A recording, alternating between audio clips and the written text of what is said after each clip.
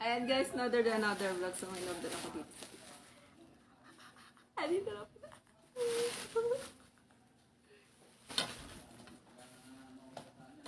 Guess what? So excited. So excited ako guys kasi gusto ko ng ganito. What? Talaga.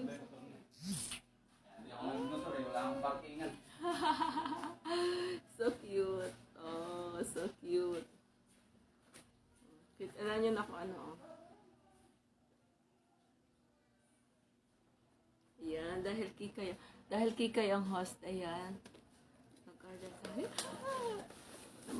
Mga extension na...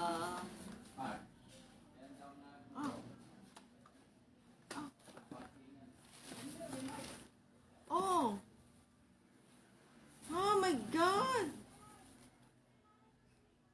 Oh my God! My God! Tanga-tanga ko talaga mag-order! Ano lang pala ito, guys? Nail art storage box. Akala ko may kasama nga ng mga nail. Wala pala. Guys, oh, ito pala. Oh, tanga-tanga ko talaga mag-order, guys. Tingnan mo, nail art storage box. My goodness. See? Walang laman. See, walang laman. Oh. Oh. Walang laman. So, it means, ibig sabihin, ito ay lagayan lang. Ang tanga ko. Ang tanga-tanga ko talaga mag-order. Oh my goodness. Ang tanga-tanga ko mag-order. Isa nail art storage box lang pala ang na-order ko. See? Is walang laman. So excited pa naman ako. Ayun guys, kaya lesson learned guys, bago kayo umorder guys, check muna, my goodness. Katulad nito guys, so nag-order din ako kanina nito. Nag-order din ako nito, no, to dried mango. 120 yata, 118 o 118.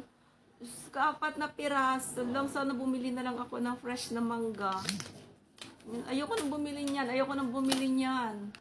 Oh my gosh, ito naman, katangahan ko naman ito kung bakit. Kasi hindi ko binasa. Akala ko may kasama na itong mga nail. Storage box lang pala ang order ko. Oh my God, tanga-tanga ko talaga. Yan lang guys, lesson learned guys. Bago kayo umorder or mag-click, i-check nyo muna guys yung order nyo guys. Para hindi masayang yung pera nyo katulad nito. Oh, wala namang nail, bibili pa. Oh my goodness, tanga-tanga ko talaga. Ano gagawin ko dito? Ano pwedeng ilagay dito? Yun lang guys, lesson learned guys. Bago kayo mag-click is check nyo muna yung order nyo guys ha. Yun lang guys, bye bye. Tanga-tanga.